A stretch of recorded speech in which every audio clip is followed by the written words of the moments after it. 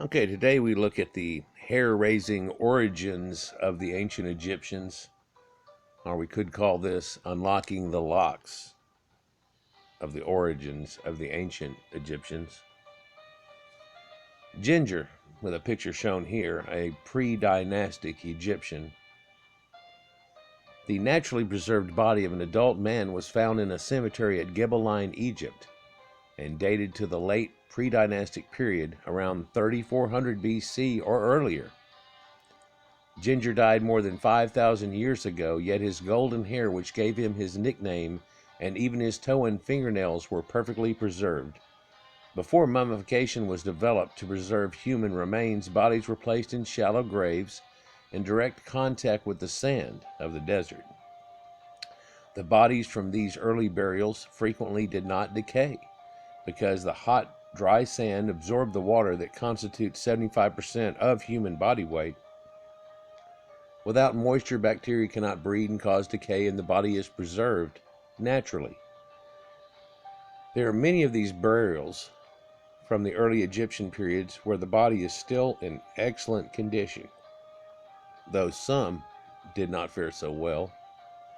The picture below is from the British Museum, where Ginger was brought more than 100 years ago. He is one of the favorites for the museum visitors.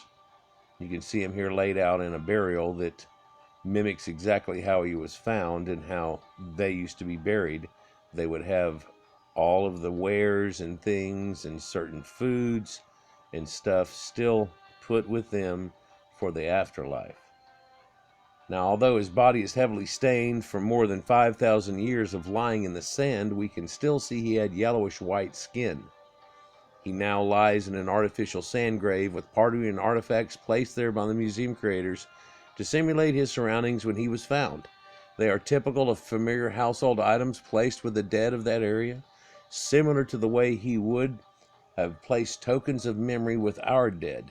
Ginger represents an Egyptian of early Badarian or Naqada times, in the Naqada period. And indeed, you can see the lighter patches in the picture, and they noted a long time ago that he is a leucoderm, somebody very similar to perhaps Northern Europeans, Greeks, Celts, Irish people, something more along that line. He lies in the tightly curled infantile position common to the burial of those days, and I've shown you where that goes all the way back to ancient Cro-Magnon times and before, with the red ochre burials, where they're always buried on their left-hand side, facing the east, right?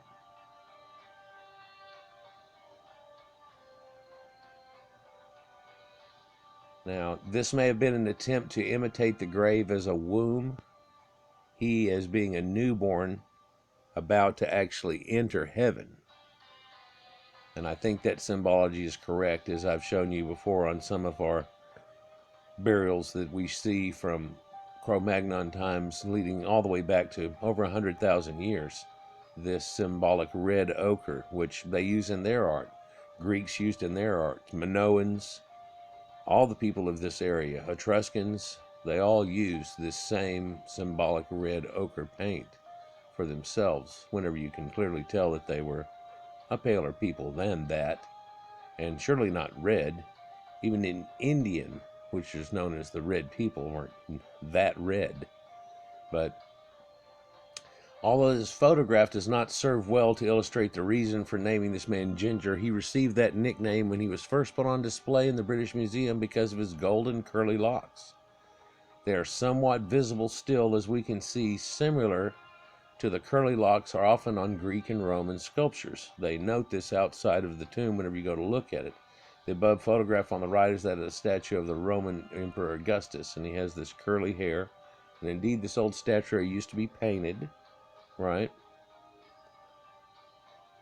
Now, quite clearly, the technology to produce lifelike eyes illustrated by Rahotep and Nofret in the 4th Dynasty Egypt was long lost by the time that the Romans produced their sculptures. And what they're referring to is how they have void eyes. They don't try to recreate the eye. It ends up being more of a blank stare, Perhaps they liked that look for some reason, that it didn't impart the eyes, or if you didn't do them just right, people would look a little cross-eyed, or they would look in certain ways. But let's take a look here real quick at what these 4th dynasty ones that she's talking about looked like, Rahotep and Nofret. Okay, well, here we're looking at the ancient Egyptians' earliest dynasties before we were seeing ginger as a pre-dynastic, but this is just merely the 4th dynasty we're looking at. And this is Nofret right here, and her husband Rahotep, and how they made the eyes. And I don't know if you can see, but they really have inset their eye with actually a bluish crystal and some greenish crystals and different colored crystals to match the color of their eyes. And they give it a realism that is quite striking.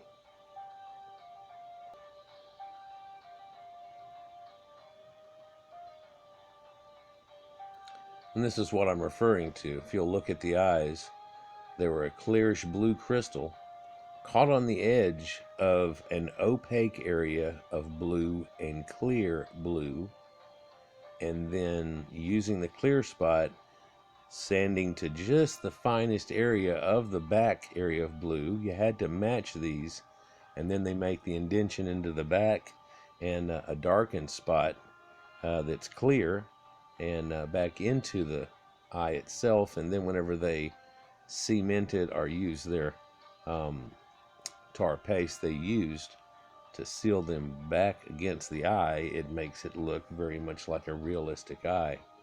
And you don't see these in the Greek paintings. Rarely do you see eyes. Sometimes you see the instance or the inference of the eye, but usually it's a void and opaque area. Just a different flavor and flair. Of course, the Egyptians showed people all standing, starting to make a first step, and the Greeks made statues in wondrous poses eventually that showed all types of musculature and things that were showing kind of the epitome of the way people could look. And surely we understand that they all didn't have these Adonis sculptured looking bodies, but it was something to strive for sure. And of course they'd invented the Greek games and things along this line. But here's Nofret.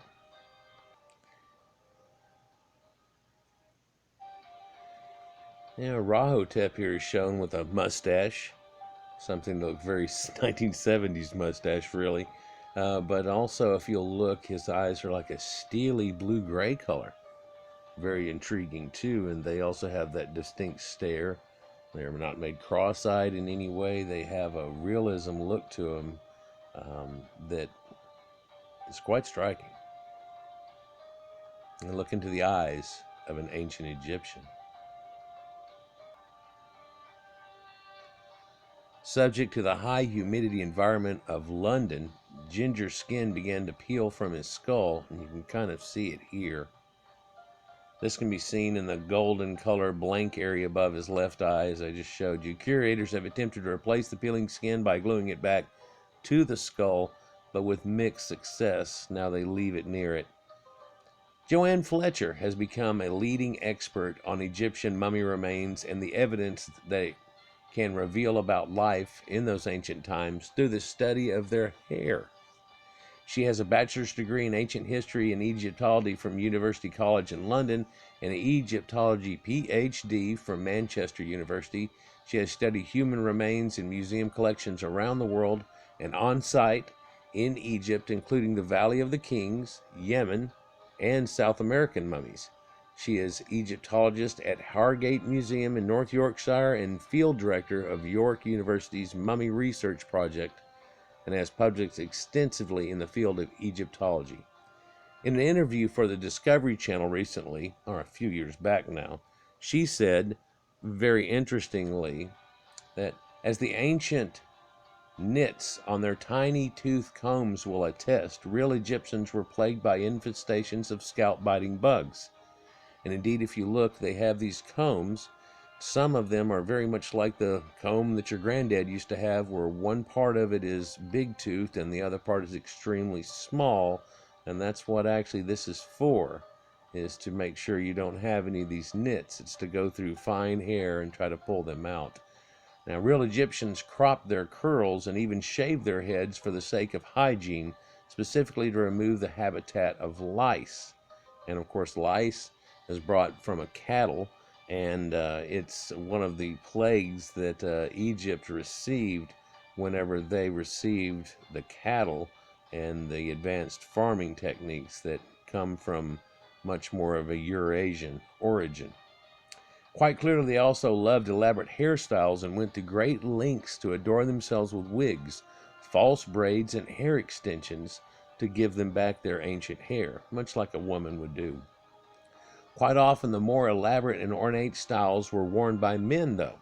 The shaven-headed bodies are not always men, as some would suspect.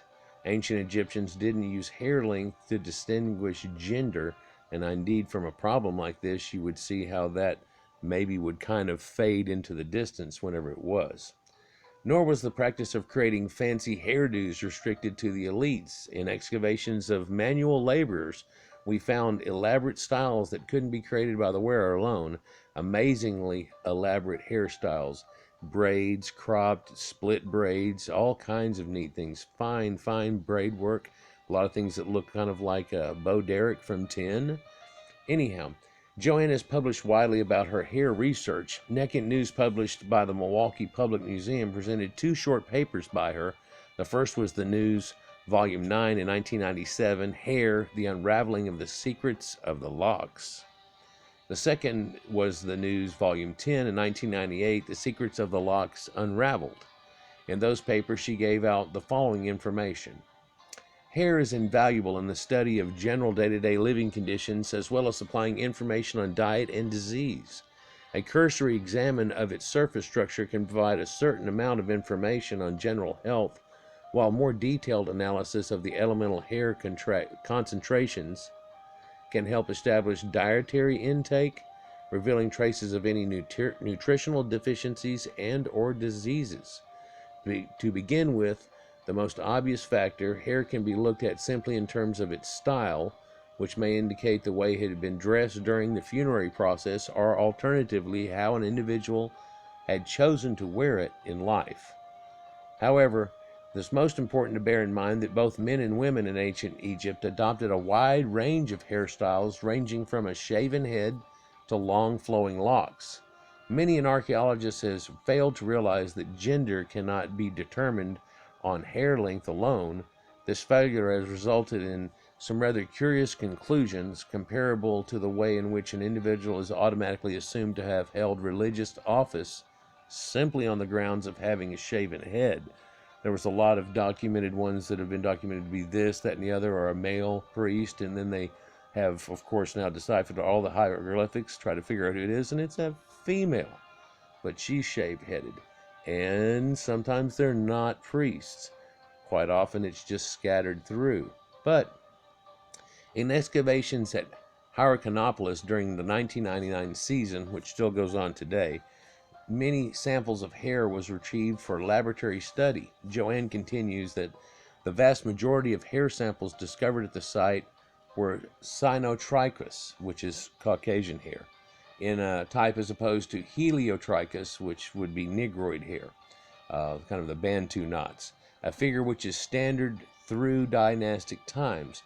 Close inspection revealed that the natural hair of the grave of a woman, slightly more than shoulder length, had been augmented with a considerable number of artificial lengths of false hair, very reminiscent of modern dreadlocks, meticulously worked into natural hair to create an imposing high coiffure of hair, to give her a pompadour. The complex styling techniques made it clear that her particular hairstyle was the result of many hours of careful work carried out by someone other than herself. This particular discovery is therefore extremely significant, as it is the earliest evidence for the use of false hair in Egypt, and if not the whole world, predating previous examples by at least 500 years. Now, if this wasn't sufficient, the same lady also provided us with the earliest evidence for the use of hair dye. In-depth examination showed a contrast between the auburn cast of her dark brown auburn hair and a small number of unpigmented white strands of hair associated with the aging process. The unpigmented hair had been turned the bright orange color typical of henna, a vegetable dye made from powdered leaves of the shrub of Lawsonii inermis. This shrub grows yet in the area that is still used for the same purpose by the local population, who kindly showed us where the best henna bushes were to be found. And so what they had done is individually grabbed her gray hairs and then dyed each one of them, and only just apparently for this burial process, something that was never to be seen again. Although most of the hair was found in the natural dark brown color, natural red hair was also discovered in association with the male burial of number 79, in his hair originally falling in a wavy style, ending in small ringlet-type open center curls. Together with other burials, this reveals the great attention paid to appearance, their hair obviously of great importance to both men and women alike. There were clearly a great range of styles by this early date, from extremely short crops, little more than a centimeter long, kind of a crew cut, as noted in burial number 76, who is a female, some 25 to 30 years old, to longer styles as demonstrated by a large quantity of dark brown and wavy hair set in particularly twisted links, recovered intact and associated with burial number 91.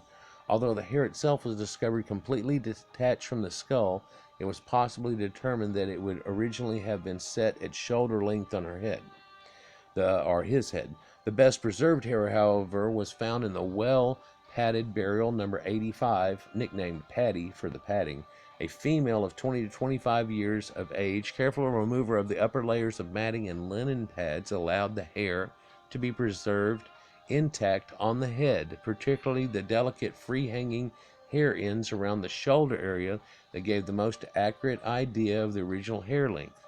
Further study back in the lab revealed that an original shoulder length style of natural waves extending 22 centimeters from the crown with a left side parting, so parted off to the left, and an asymmetrical fringe made up of S-shaped curls bordering the eyes. In addition to the excellent preservation of Patty's cranial hair, her right eyebrow had also survived intact beneath the layers of protective wrappings.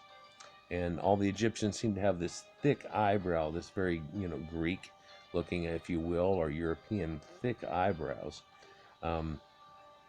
Further facial hair had recovered in association with the red-headed man in burial number 79 appears to have been cut with a sharp blade, while analysis of one mass of hair discovered last season proved to be an almost complete beard, possibly the oldest surviving example yet found of a complete person's beard who was shaved but then preserved or saved.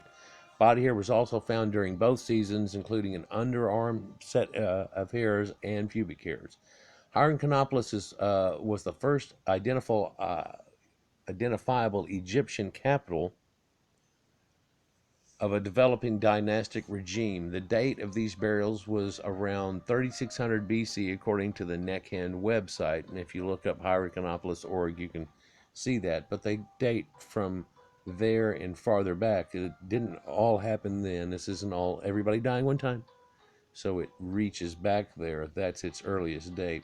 Well before the construction of the pyramids, Hierakonpolis was one of the largest urban centers along the Nile, a vibrant, bustling city containing many of the features that would later come to typify dynastic Egyptian civilization. Stretching over 3 miles along the edge of the Nile floodplain, already by 3500 BC, it was a city of many neighborhoods and quarters. Over a century of archaeological research continuing with the present Hierakonpolis expedition has confirmed this vast site's central role in the transition from prehistory to history of the rise of the early Egyptian civilization. And indeed, what we're looking at here is Nakada, right here on the bend of this picture, if you can see it here, right? All the way down here is Aswan, right? Hierakonpolis is just on this side of it. Luxor is in between there and Nakada. So you can see the mixture of these, right? Badari is up in this area. Coptos, or the form of where Coptics come from, is up here on the bend. Thus, we can see that all shades of hair were found at this site, from dark brown to auburn to red to blonde, and this is the spectrum of hair color we find today among the people of Northern Europe and North America, or what might be called Celtic colors. The hair was definably Caucasian and not Negroid. Now, they've looked at this site further. It's not mentioned in here, but they are telling us now that the burials that they had were all separated between blonde-haired people buried in one area together, and then there's red-haired people buried in another area together, and the dark-haired people are all buried in another area, all separated from each other, not in a undiscerning way, but yet almost in these cliques that they had. And of course, Seth and Seti, and the belief in that was red-headed God, and so it seemed like they separated them to form in this way. It's not the way we do modern burial grounds and cemeteries, but indeed this is the way that they had separated for themselves, a one-unit people. Another illustration may be seen from the elaborate tomb of Mersank III, the granddaughter of King Khufu of the 4th Dynasty. This beautiful sculptured and painted tomb was built by her mother, Hetepheres II. Royal intrigue and murder was well along in that time, though, by the Egyptian culture, sadly. Hetepheres was first married to Prince Kewab, the son of Khufu, and rightful heir to the throne, but he was murdered by Radejef, who then took the throne, and Hetepheres for his wife. Mersanki III married Khephren, a brother, to keep it all in the family, like they did, to make sure the lineage kept going, but died during the reign of Shepseskaf. Hetepheres placed herself in a wall painting showing her hair or headdress as red. The poor quality of the reproduced photographs make the colors doubtful. This is someone's interpretation or finishing it, but eyewitnesses report tell us that it is red. You can now see how someone has touched up the first photograph here to sharpen the colors, but indeed what they had done is analyzed with a jeweler's magnifying glass the colors that are mentioned on the wall and all the little black blotches, and they decided that's what was covered, the whole black back part of it here. You can see how even in this picture the bottom part of her hand's a little darker and the top part is more pale. Her chest is pale, her face is pale, and they said, well, before it paled out, before it lightened, that it looked like this somewhat, right? And you see her necklace is more defined. The weird thing is the 1980s shoulder pad situation she has going on. The neater thing, though, and I've showed this in one of my blonde and red-haired gods, or blonde and red-haired Egyptian vids that I've done, is that to make her have her reddish orange hair, now at this time they weren't making an orange color that was totally separate, and the red really wasn't going to do it, of the red ochre. And so what they did was they did little lines of the red ochre on the yellow background. This shows, right? And in doing so, from this close you could kind of see it, but from back here, just like seen here, it looks like a bright strawberry blonde hair. Very much a ginger hair. But up close again, you would see these lines in it. The skeletal evidence from Nakata. Flinders Petrie and other excavators shipped thousands of these sand mummies, naturally dried, back to England and other parts of Europe. Preserved in the back rooms and basements of museums, they became the subject of detailed study over the years. Only recently, with greatly enhanced forensic science, are their deeper secrets beginning to be revealed, but yet not revealed to the public. They can now be examined for diseases, precise age at death, and lifestyles. DNA analysis also permits classification into groups of common genetic origin. Unfortunately, much of that work has yet to be done, and what has been done has not been correlated openly. Little understood at the time of the grave mummy discoveries more than 100 years ago, the expectation was that the early Egyptians were of a Negroid or a mixed origin. When evidence began to emerge that this view was incorrect, the researchers were somewhat at a loss. In a report of a second study of the variation of correlation of the human skull with special references to the Nakata crania, known as biometrica, in 1902, Cicely D. Fawcett published for those days a startling observation. In a footnote on page 412, she stated, "Some of the skull boxes contained the very dry scalp with the hair upon it. In a remarkable state of preservation, it was dark brown in short curly twists. In 2 cases there were locks of some brilliant golden hair, but on careful examination, for which I thank Dr. W. A. Osborne, dark brown single hairs were extracted from it, and it appeared that the whole had been bleached. Possibly this is the earliest case on record of the hair dyer's handicraft." But no, they were also a Caucasoid hair, and what this really is them with their original concept of these having to be somewhat Negroid in origin. They wouldn't have hair like this. It must have been bleached. Now, why would black people try to bleach their hair out red and blonde and make it look long? Are they trying to, to deify somebody else by their own hair? Are they mocking someone else?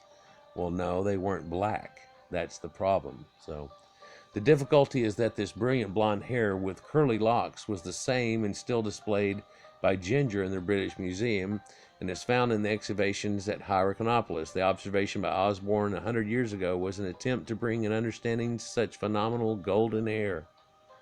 But that was wishful thinking, because the people that currently live there don't have these traits, and so they don't want this to come out. From her study of the Nakata skulls, Fawcett noticed that a great body of the race was one type, strongly like the races of either hand of Egypt, or on either side, the Libyans of Africa and the Amorites of Syria, or Anatolia, the Levant area. The type in external appearance may be summed up from portraiture as having a well-formed head with a finely domed top, a long, slightly aquiline nose, good lips, and a pointed beard. The hair was brown, abundant and wavy. The eyes, as shown in paintings of the Amorites, were blue. This is further evidence of the racial features of the earliest Egyptians. And for a discussion on Ammonites, there's another click, and we will actually do one on that. But all of this information shows that the genetic attributes of these Semitic stocks from the Near East were similar to the early Egyptians. This is confirmed by other studies. In her continuing studies on the Nakata skulls, Fawcett noted that in some respects, indeed, the modern Negro is closer to the later Egyptians, or the modern ones, Thebans or Copts, than to the Nakatas, or the ancient ones. The Negro stands on the whole nearer to the Egyptian group than to races like the German or Aino-Japanese people, but it seems impossible to assert that he is closer to the Nakatas than to the later Egyptians. If the historic Egyptians are to be treated as distinct from the Negroes, then certainly the Nakatas are, so the origin was. Our general skull averages are quite sufficient to show that we are dealing with distinct races, and one which 6,000 to 7,000 years ago was as distinct from the Negro as it is today. If we accept the general proposition that the Nakatas, Thebans, and Copts are for a number of characters so closely related that we are bound to consider them as bulk of the same stock, we are still forced to the conclusion that in certain skull characters a progressive evolution has taken place, for these characters have subsequently substantially changed.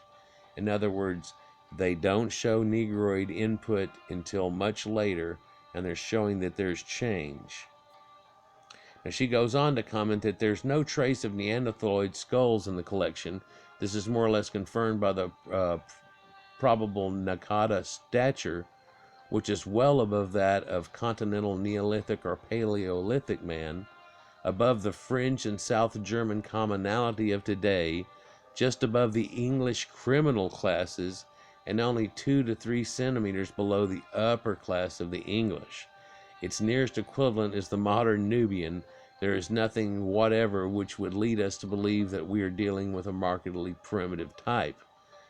Now, a strange statement was there, but if we can put aside Fawcett's social prejudice there of how the English were all of that, common, which was common 100 years ago, we can see that she means Middle Dynastic Egypt with her use of the term Thebans, and Copts means pretty much Ptolemaic or Roman Egyptians.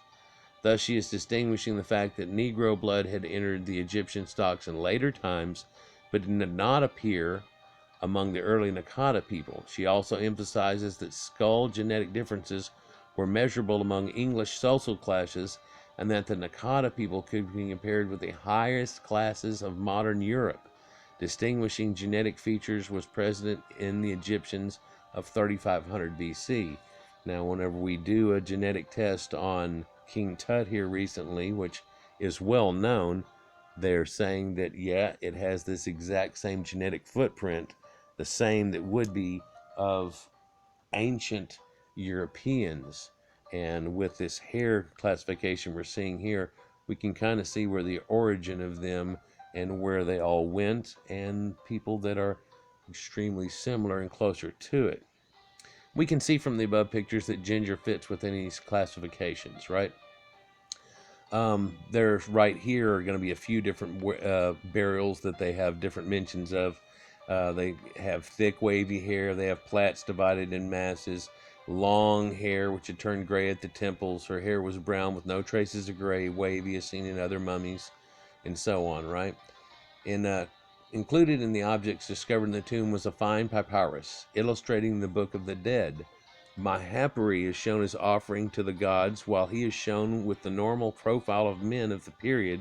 His skin is not painted red ochre, it's painted black, the darkest of brown or a mahogany color, rather than the usual red ochre, and his hair is shown as being short and curly. At various times in recent history, the racial origins of the ancient Egyptians have excited a great deal of interest, and this papyrus clearly shows how different skin colors were actually depicted, and that a darker skin was the exception, and this is the only one found, rather than the rule. The well-preserved body of Mahapuri was revealed, showing him to be a Negroid, a Nubian, and later it was found out that he is the castrated eunuch fan-bearer of King Tut himself, perhaps put into the burial to help him in the afterlife. I point out that in later dynastic Egypt, darker skin colors were the exception rather than the rule. Queen Tai, famous from about 1340 BC, or the 18th dynasty, she tells you that the body is of a middle-aged woman with long, naturally curled, dark brown hair, some 30 centimeters in length, very long, parted in the center of the head. The features of the face are fine and pointed. The teeth are well worn, though. Now, Tutankhamun, of course, is extremely in such poor condition. He's just like covered with tar. But now we get to ones that are a little more famous. I guess, although you can't get more famous than King Tut. But if we look here at Ramses, Ramses has that same curly red hair that we've noticed, aquiline features, thinner lips, so on. Many of the mummies show an outstanding feature. The wall paintings of Egyptian tombs show royal men with a reddish ochre skin and the royal women with white or cream color. Now, I've pointed this out many times. Many Egyptian mummies were thus painted, if they were not Negroid in death, with red and yellow ochre. And the only black that we ever found was Mahapuri. It's believed and even said that Negroids weren't allowed in Egypt by many steles that are on there, and they sure weren't going to be put into the royal burial ground or even the commoners. Ramses II of the 19th dynasty, which is 1279 to 1213 BC, is the most famous of all pharaohs of ancient Egypt, known as Ramses the Great. Many believe he was the pharaoh who ruled when the children of Israel escaped from bondage under Moses.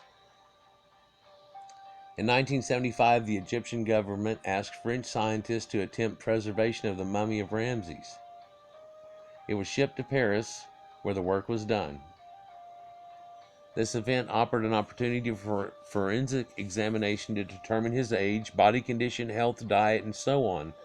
One area of major interest was his racial affinities. The Senegalese scholar Cheikh Anta Diop, the Negrocentric, was claiming that Ramses was black, and after the work was complete, the mummy was returned in hermetically sealed casket, and it remains in Cairo today. But Professor P.F. Sicaldi, with a research team, studied some of the hairs from the mummy's scalp. Ramses II was 87 years old when he died, and his hair had turned white, as men's do, and everyone's hair does at that age. Sicaldi determined that the reddish-yellow color of the hair was due to a dye with a dilute henna solution. As we saw earlier, many Egyptians dyed their hair, and this personal habit was preserved by the embalmers. However, traces of the hair's original color remained in the roots. Microscopic examinations showed that the hair roots contained natural red pigments, and therefore during his younger days Ramses II had been a redhead, and no wonder that they would paint him as a younger man or a fitter man in his death, taking away his gray hair and giving him back his hair of his youth.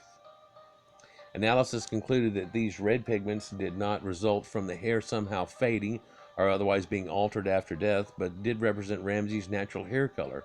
Sicaldi also studied the cross-section of the hairs under a microscope and determined from their oval shape that Ramses had been symmetric or wavy-haired. Finally, he stated such a combination of features showed that Ramses had been a leucoderm, a white-skinned or paled person, much like an Irish person, or redheads or gingers are today. Balaut and the other forensic specialists were under no illusion as to the significance of this discovery. They concluded that after having achieved this immense work, an important scientific conclusion remains to be drawn. The anthropological study and microscopic analysis of hair carried out by 4 laboratories, Judiciary Medicine, Social Oriel Atomic Energy Commission, and the Institut Textiles of France, showed that Ramses was a leucoderm, that is a fair-skinned man, near to the prehistoric and antiquity of Mediterraneans, or briefly of the Berbers of Africa, and there's still remnants of those in the Amazigh, and people that are in far northwestern Africa along the coast. The fact of red-headed Egyptians is not only anthropological interest, however, but also great symbolic importance. In ancient Egypt, the god Seth was said to have been red-headed, and red-headeds were claimed to have worshipped the god devoutly. You can see G.A. Weinreit's The Sky Religion in Egypt, Its Antiquities and Effect. It's a Cambridge University Press from 1939, in which he goes into depth. And in the Ramses studied by the French, the Egyptologist Desroches Noblecourt discussed the importance of Ramses' rufous condition. She noted that Ramsesides, or the families of Ramses, were devoted to Seth, or Seti, with several bearing the name Seti, which means beloved of Seth. She concluded that Ramsesides believed themselves to be divine descendants of Seth, with their red hair as proof of their lineage. She speculated that Ramses too may have been descended from a long line of redheads, and that they may be somehow connected, or that they themselves attempted to make these connections to show their divine birth. Now, her speculations have been proved correct. Joanne Fletcher is a consultant of the British Bioanthropological Foundation and has proved that Seti I, the father of Ramses II, had red hair. You can see L. Parks, the ancient Egyptian, wore wigs, and Egypt revealed from May 29th of 2000. Other investigators have demonstrated that the mummy of Pharaoh Siptah, a great-grandson of Ramses II, had red hair. And you can see her references to Partridge above.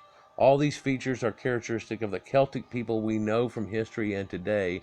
We can now see how strongly the evidence refutes the ideas of Afrocentricism, or the thoughts that somehow Negroids had started Egypt or had started any great society of that time. The only Negroids mentioned are the Nubians, and they weren't looked favorably upon at all. Like, share, and subscribe, guys, and it's interesting just what hair can show people, what you can find in something as simple as that. You know, nowadays they can do all kinds of drug tests and things and tell you what you've been eating, and all kinds of things been going on just from your hair. It's hair raising. Pun intended. Have a great day.